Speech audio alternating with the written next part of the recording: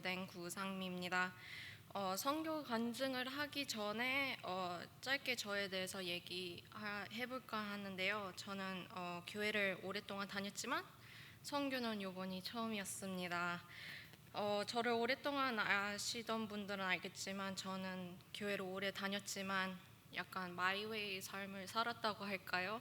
그래서 뭐 교회에 있는 일 제가 하기 싫으면은 저는 안 했습니다. 뭐 가요 톱10 있었던 것도 저는 하기 싫어서 안 한 적도 있고, 약간 교회 오래 다니면서 이제 목사님께서 리더직 같은 거를 물어보셨을 때도 저는 당연히 단호하게 거절했던 저였는데요. 그래서 선교도 항상 바쁘다는 핑계로 가지 않았고 무언가 맡아서 하는 것도 거절해왔습니다.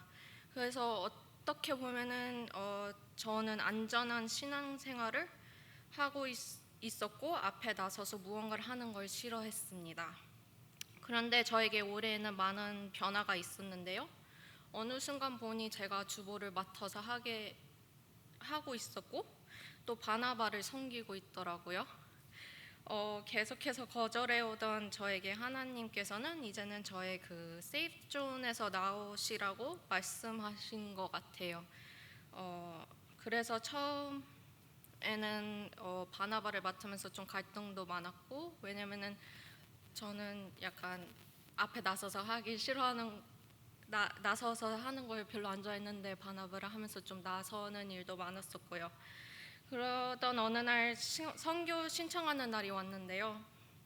저는 또 제 자신이 준비가 안 돼 있다고 했지만 또 한 번 하나님께서 저를 푸시하고 계셨습니다. 그만 튕기고 이번만큼은 선교를 가라고요. 저는 마지막까지 미루다가 마지막 날에 신청하게 되었습니다. 그렇게 선교 팀원들과 준비를 하였는데 아이들이 몇 명이 올지도 모르고 저에게는 첫 선교라 두렵기도 하고 떨리기도 하였습니다. 그렇게 준비를 마치고 보니 아리조나 호피 마을에 도착하여 있더라고요. 도착한 날 선교사님이 선교 팀원들에게 말씀하시길 호피 아이들이 많이 거칠다고 하셨습니다. 그리고 힘들더라도 많이 이해해주고 사랑해주라고요.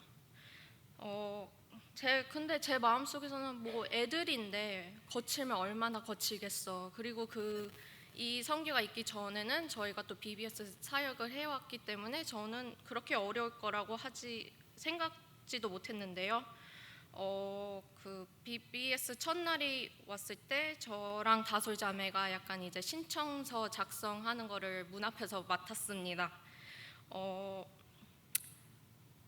그때 어르신 한 분이 저희에게 찾아왔는데요.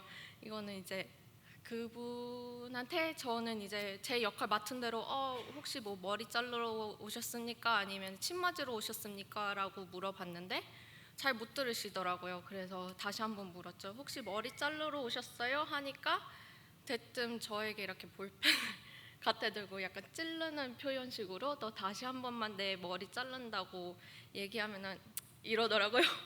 그래서 저는 여기에서 1차 멘붕이 왔습니다. 그리고 나서 이제 시간이 얼마 지나지 않고 이제 차에서 아이들이 이렇게 우르르 내리는데요. 남자애들이 이렇게 5, 6명씩 우르르 내리는데 통제가 안 됐습니다. 약간 민호 형제가 말하듯이 되게 거칠었고요. 그리고 제가 생각하고 계획했던 대로 되지 않았습니다. 하지 말라면 더하고 이것저것 만지고 여기저기 뛰어다니고, 그리고 저희가 데코해놨던 풍선들도 들고 다니면 다 터트렸고, 이거는 BBS가 시작도 되기 전이어서 저는 거기서 2차 멘붕이 왔습니다. 저는 이미 BBS 사역이 시작되기 전부터 멘탈이 나간 상태였고 속으로 역시 난 선교로 오지 말아야 했어 라고 말했습니다. 빨리 집에 가고 싶다라는 생각밖에 안 나더라고요. 그렇게 애들이 한둘 모였지만 저의 마음은 이미 떠나 있는 상태였습니다. 그렇게 BBS 사역이 시작되었는데 한 여자아이가 저에게 다가와 손을 잡아주는 거였습니다. 그때 정신이 바짝 들더라고요. 선교지에 와서도 제 뜻대로 행동하려고 하고 제 계획대로 안 되니 포기하려던 저의 모습이 부끄러웠습니다.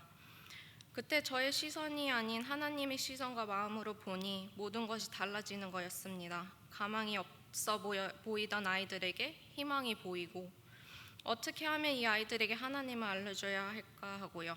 거기서 하나님은 저에게 깨닫게 하신 것이 있다면 모든 제 힘으로 하려고 하면 안 되지만 하나님께 믿고 맡기면 된다는 것입니다.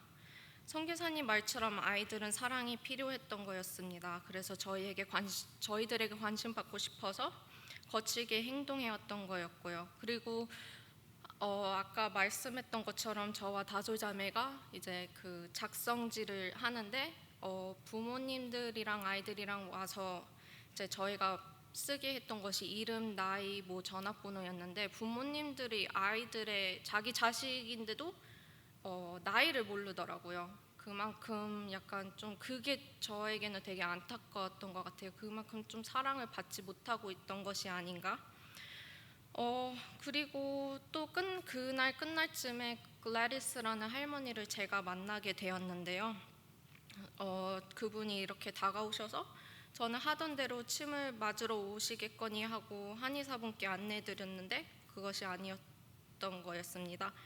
제가 다시 돌아갈 때 주유비로 쓰라면서 돈을 주셨는데요. 그렇게 어려운 환경 속에서도 저희를 반겨주시고 찾아와서 고맙다고 오셨는데 제가 이들을 부정적으로 생각하고 보고 있던 제가 되게 굉장히 부끄러웠고 또 회개하는 그런 마음을 주셨습니다. 그날 밤 체력적으로 정신적으로 많이 힘들었지만 많은 걸 깨닫게 하는 하루였습니다. 어떻게 하면 이 아이들에게 다가가 사랑을 주고 하나님을 알릴까 하고요. 그렇게 둘째 날이 밝아오고 아이들도 저희를 봐서 그런지 그 전날 밤보다도 훨씬 안정적이었습니다. 그리고 저희가 예상했던 것보다 아이들이 더 많이 왔는데요. 한 33명 왔습니다. 그렇게 저희는 각자 맡은 일에 최선을 다하였고 아이들을 위해 기도해 주었습니다. 그런데 저에게는 많이 아쉬움이 남는 첫 선교였습니다. 이제 막 아이들이 저희에게 마음을 열고 친해지려고 보니 돌아가는 선교의 마지막 밤이었습니다. 그렇게 길 것 같았던 선교가 너무 빨리 끝났고요. 선교가 저희가 멘탈 붕괴가 나갔던 그 시점에서 저는 이제 다시는 선교를 안 갈 거란 다짐을 했던 제 마음을 선교가 끝나고 나니까 하나님께서 바꿔주셨고요. 저는 벌써부터 내년 선교를 준비하고 또 기다려지고요. 저의 시선으로 보았을 때 아무런 희망이 보이지 않았지만 그런 호피족이었지만 주님의 시선과 마음으로 보니 달라졌습니다. 이 호피 아이들은 여기에 미래고요. 그리고 이곳을 통해 저는 신앙적으로 한 걸음 성장한 것 같습니다. 선교라는 것이 쉽지 않은 것이지만 선교팀들과 함께 노력하기에 가능하였던 거고 저는 뜻깊은 경험을 하고 온 것 같습니다. 그리고 시간이 나실 때 아까 영상에 봤던 아이들을 생각하시며 기도해 주시면 감사하겠습니다. 감사합니다.